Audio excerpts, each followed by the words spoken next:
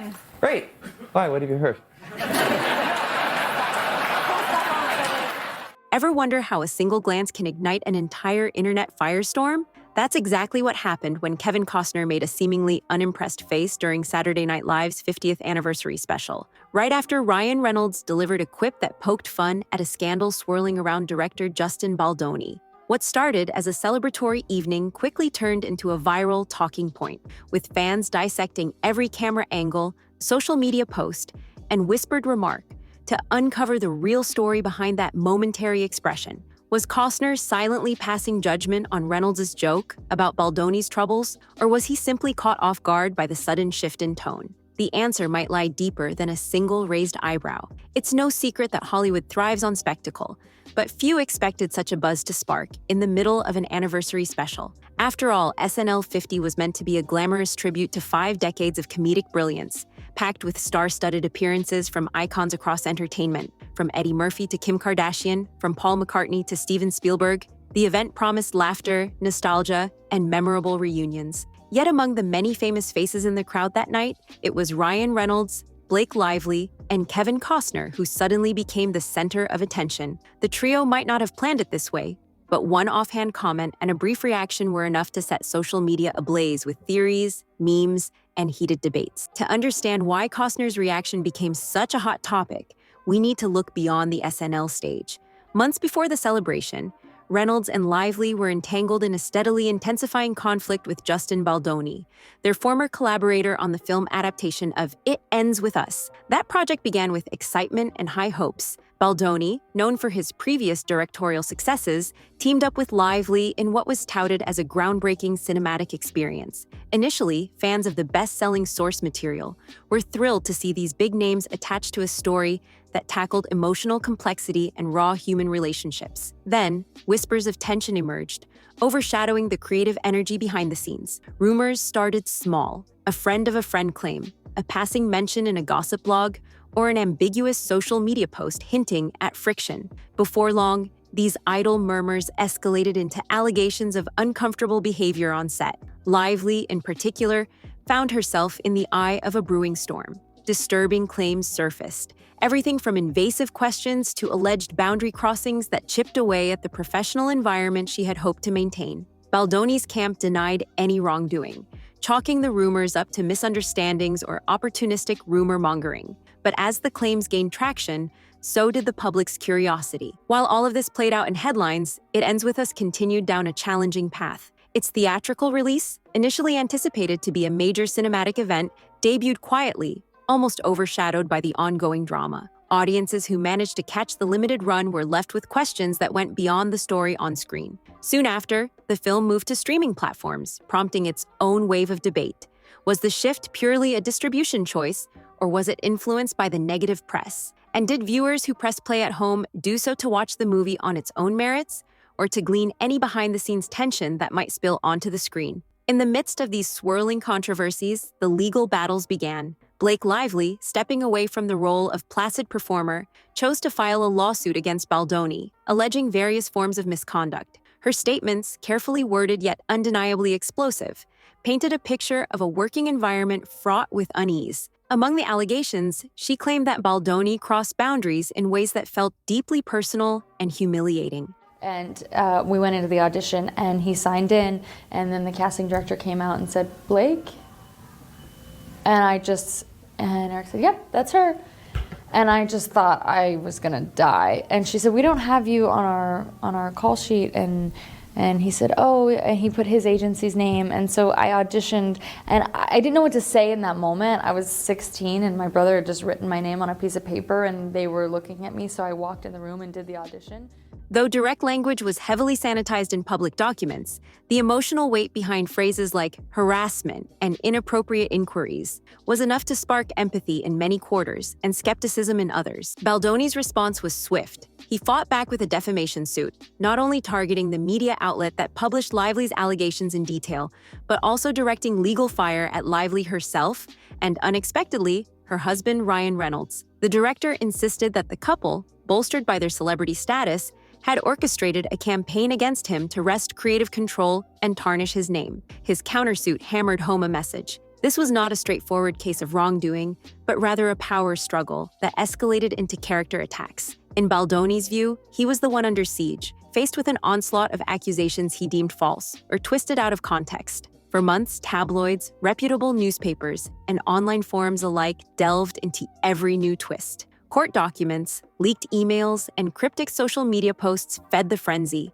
Fans took sides, dividing into camps: those who believed Baldoni was unfairly maligned, those who staunchly defended Lively's account, and others who suspected both camps were exploiting the scandal to keep the film's name in the public eye. Right in the middle stood Ryan Reynolds, balancing unwavering support for his wife with the reality that he too was named in the legal war. In interviews, he projected calm confidence, but insiders whispered about the mounting pressure behind the scenes. Then came the night of SNL 50, a glitzy affair that promised a lighthearted stroll through comedic history rather than the gravity of real-life legal sagas. Tina Fey and Amy Poehler, comedic royalty, were there to anchor parts of the show. Established luminaries mingled with the next generation of comedic talents. Ryan Reynolds and Blake Lively made their first joint public appearance since the lawsuits became front-page news. Though they arrived with their trademark poise, the tension flickered just beneath the surface. Some audience members wondered if or when the topic of the Baldoni feud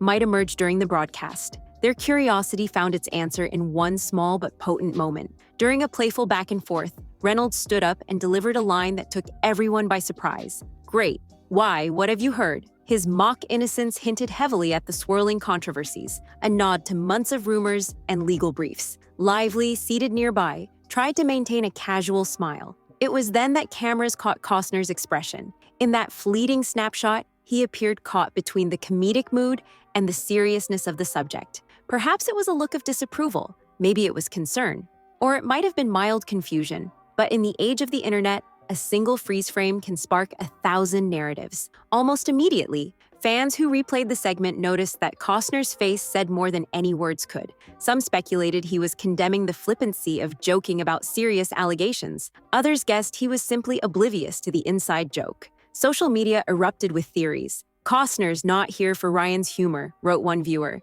"He knows the difference between a comedic jab and real-life trauma," tweeted another. A few cynics claimed the entire moment was orchestrated to generate headlines. After all, SNL thrives on viral moments, and combining that show with a high-profile feud is a recipe for unstoppable attention. The conversation spilled into broader discussions about Hollywood's culture of scandal. Some critics accused Reynolds of trivializing serious allegations by weaving them into a comedic bit. Others insisted that comedic self-awareness is simply Reynolds' style, his way of addressing uncomfortable truths head-on. Meanwhile, Costner's unexpected cameo in the drama turned him into a sort of industry barometer, an established actor, known for more traditional gravitas, reacting to a new generation's wry approach to controversy. Was he disapproving of Reynolds' joke, or unsettled by a real-life scandal rearing its head in a celebratory event? No matter the truth, the narrative had taken on a life of its own. While the internet obsessed over that look, Lively and Reynolds maintained their stance. They'd always been a power couple, admired for their quick wit and social media banter. But this time, fans sensed a distinct tension in their public appearances. Lively had retreated from the limelight in the weeks leading up to the event, presumably due to the emotional toll of her lawsuit and the subsequent countersuits. We always tease each other. He was, after I gave birth, he was like, "Oh my gosh, if I lost you and I, went to the park with our 3 kids, I mean, think of the ladies I can." He's like, "This is a horrible thing to say." And he's like, "I mean, I've got a long list." And I was like, "Oh, really? Because I just have one on my list." I don't have anyone on my list. And then it wasn't funny anymore. No, it's so much more of a burn. He's like, "Wait, who?" And I was like, Tell me, and he's think guessing. of someone, think of someone. Right. Bob Newhart, I don't know. Now, the couple's shared presence at SNL 50 signaled a readiness to face the public and the rumor mill together. Whether it was an act of solidarity or a strategic move to regain control of the narrative, their choice to attend as a united front spoke volumes. Parallel to the comedic spectacle, The Film It Ends With Us continued its journey on streaming platforms. After a short theatrical run that many felt was cut off at the knees by legal controversies, the movie quietly found its audience online. Critics offered mixed reviews. Some lauded its heartfelt portrayal of complex relationships, while others slammed it as overshadowed by off-screen drama. In message boards, viewers weighed in on whether the behind-the-scenes chaos had tainted their perception of the film. Did the knowledge of alleged on-set misconduct color how they interpreted certain scenes? Could they separate art from artist when the legal battles remained front-page news? Meanwhile, Justin Baldoni fought a parallel battle to clear his name. On his personal website, launched specifically to address the allegations, he published statements, documents, and supportive testimonials from colleagues who worked with him on other projects. He portrayed himself as a creative professional subjected to a very public smear campaign, championing transparency while urging people to judge the film on its own merit. He posted behind-the-scenes photos that depicted a cordial environment, group gatherings, and comedic selfies. If Lively's claims were to be believed, none of those images captured the more troubling encounters she described. Baldoni insisted these allegations were either fabrications or gross misinterpretations. To complicate matters, additional rumors surfaced about how the entire fiasco might affect future projects for all involved. Reynolds was reportedly in pre-production for a major blockbuster. Lively had a series of promotional commitments for her other roles, though some speculated she might step back from the limelight until the legal dust settled. Baldoni, on the other hand, found producers and studio executives skittish about attaching his name to upcoming ventures, unsure whether the negative press would hamper box office performance. Costner, ironically, ended up at the center of a cultural conversation he'd never asked to join. Suddenly, interviews pivoted to questions about SNL 50, overshadowing his own projects. Still, the deeper question remained: why did Kevin Costner's reaction strike such a nerve? In a world where public figures are carefully coached on facial expressions and body language, a moment of genuine surprise or disapproval stands out all the more. Perhaps audiences are hungry for authenticity amid the curated images and rehearsed lines of red carpet events. Perhaps the tension between comedic irreverence and real-life legal jeopardy felt jarringly uncomfortable in the context of a national broadcast. Or maybe we, the audience, are simply drawn to any sign of raw, unscripted human response, especially when it erupts from a veteran icon like Costner. The day after SNL 50, newspapers and entertainment shows echoed the online chatter. Headlines read, "Costner's chilling glare at Reynolds, disapproval or disbelief," and "Ryan Reynolds' Baldoni joke takes tense turn." Commentators weighed in, analyzing the layers of Hollywood's code of conduct. One talk show host speculated that Costner, an old-school star, might be offended that something as serious as a lawsuit involving harassment claims would be reduced to a punchline. Another panelist argued that comedic references to real-life drama have long been part of SNL's DNA, so Reynolds was just doing what the show does best, using laughter to puncture tension. But that wasn't the entire story. As the week wore on, new tidbits emerged from backstage sources. Rumors suggested that the show's producers had asked Reynolds beforehand not to delve into the Baldoni controversy too deeply, fearing it could overshadow the anniversary celebration. If true, this might indicate that Reynolds went off script or at least stretched the comedic license further than planned. Some sources denied this rumor outright, saying the mention was always intended as a throwaway line, not a feature. Regardless, the speculation fueled a new wave of curiosity. Had Reynolds knowingly stepped into risky territory for the sake of a laugh? Lively remained characteristically poised in subsequent public sightings. She refused to comment directly on the SNL incident,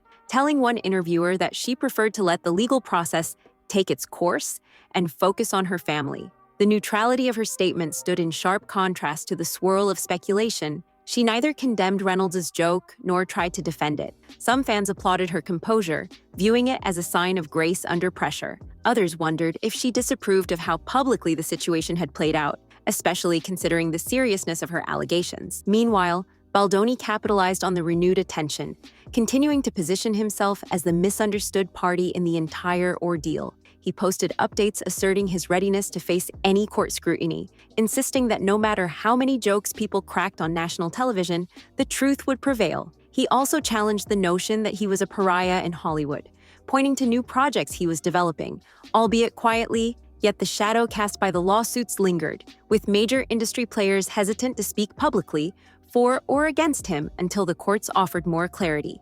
Fans of It Ends With Us found themselves divided. While some believe that Lively's disturbing accounts meant Baldoni should never have a platform again, I was like making like, I don't know, juice with like, there was this like maple water on set and I was like, oh, water tapped from a maple tree. This is exciting. But instead of just like handing him a plastic red cup that I was drinking out of, I like went and got the martini glass, a crystal glass, and like shook it up for him properly because you can't hand that man a red cup. Like, and so he's like standing on a dock with like mud around and he's holding a crystal martini glass. It was just juice and maple water. others demanded solid proof before condemning him. Those in the middle recognized the complexity of such allegations, how easily reputations can be destroyed if false, and how crucial it is to take real misconduct seriously.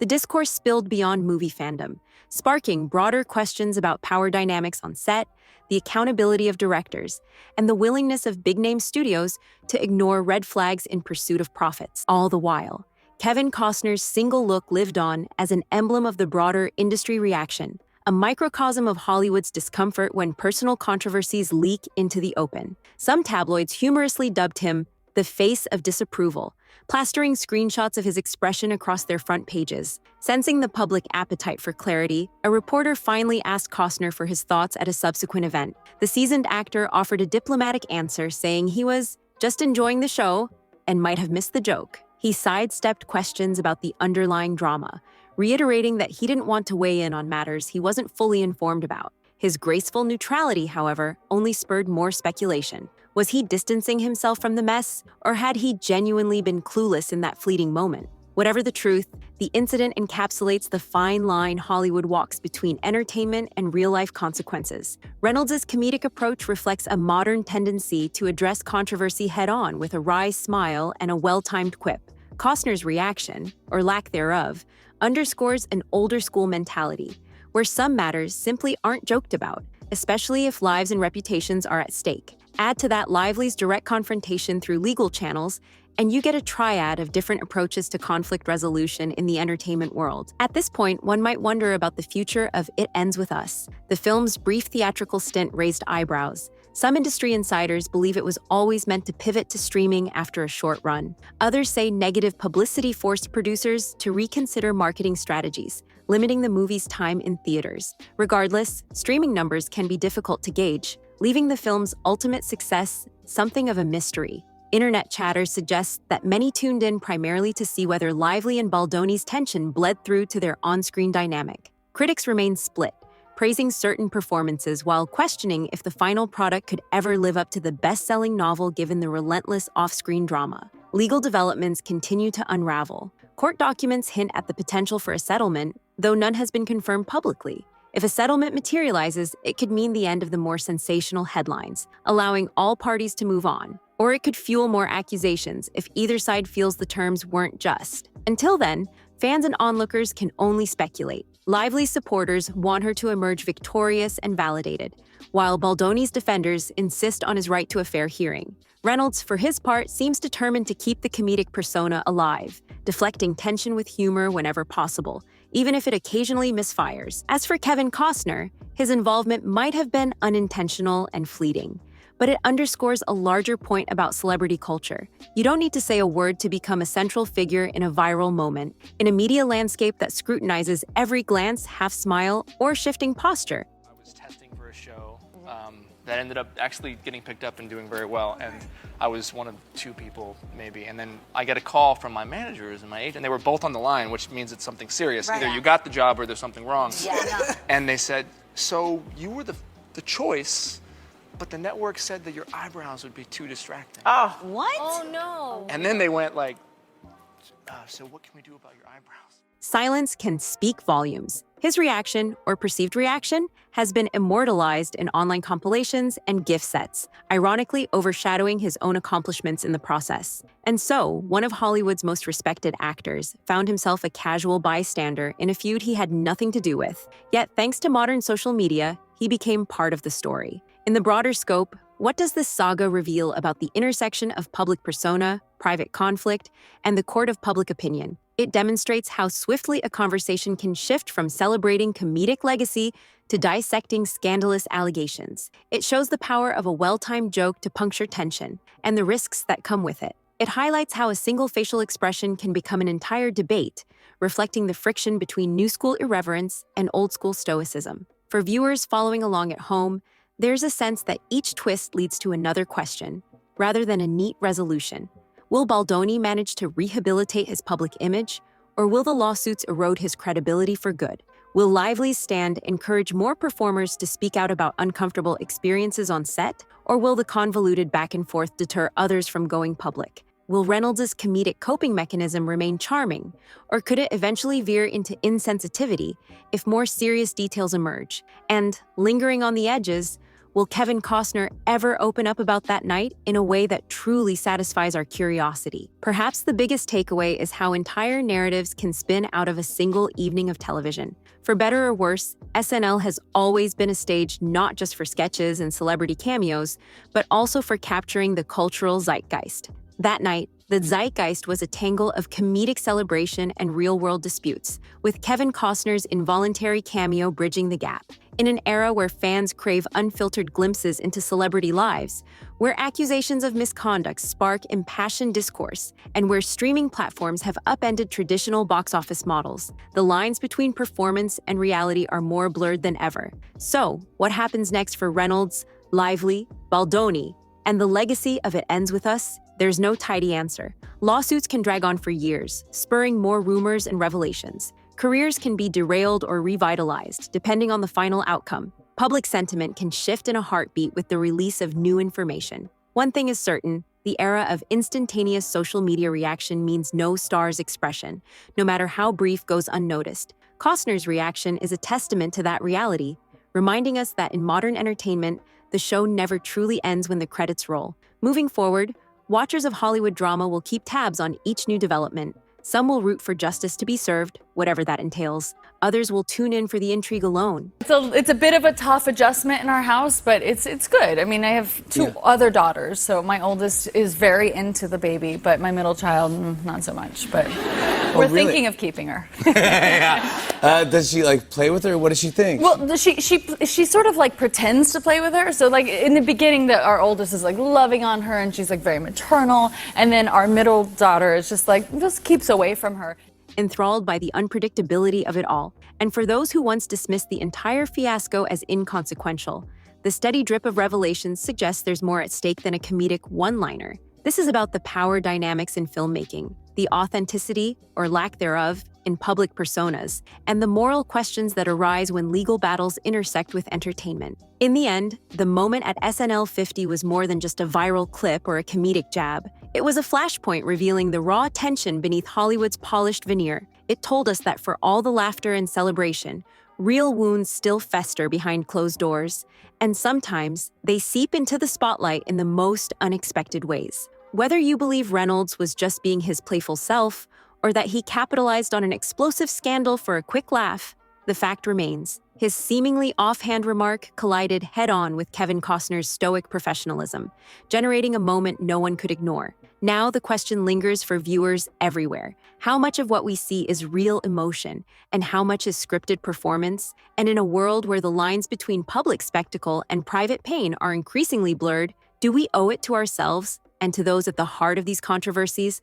to watch with a more discerning eye? Because beneath the jokes, the viral tweets, and the fleeting glances, these are real people grappling with serious accusations and tangible consequences. Perhaps the next time a camera catches a candid celebrity reaction, we'll remember this saga and realize just how much can be hidden behind a single expression. In the grand tapestry of Hollywood controversies, maybe this one is just another thread, or maybe it's a turning point in how these stories unfold. Whichever it is, the debate rages on. Kevin Costner has said his piece, or lack thereof. Ryan Reynolds has delivered his punchline, and Blake Lively and Justin Baldoni remain locked in legal conflict. The film has already met its theatrical fate, living on in the realm of streaming. The industry, meanwhile, marches forward with its usual blend of glamour, humor, and turmoil. What remains is the choice we all have as consumers of these stories: to look away, to laugh, or to dig deeper into the complexities they reveal. Where do you stand in this tangled web of controversies, fleeting glances, and comedic jabs? Whether you view it all as a cautionary tale or mere showbiz gossip, one truth stands firm. Hollywood is never short on drama, and sometimes a single moment can capture an entire world of conflict. As for Costner's reaction, it remains both a footnote and a focal point, a reminder that even a silent stare can speak volumes when the stakes are this high. And that's the real takeaway from SNL 50. Behind every joke, every lawsuit, and every carefully curated public appearance, there's always something simmering just below the surface, waiting to be exposed. And with that final thought, let's know what you think in the comments. After all, the truth might still be unfolding, one headline at a time.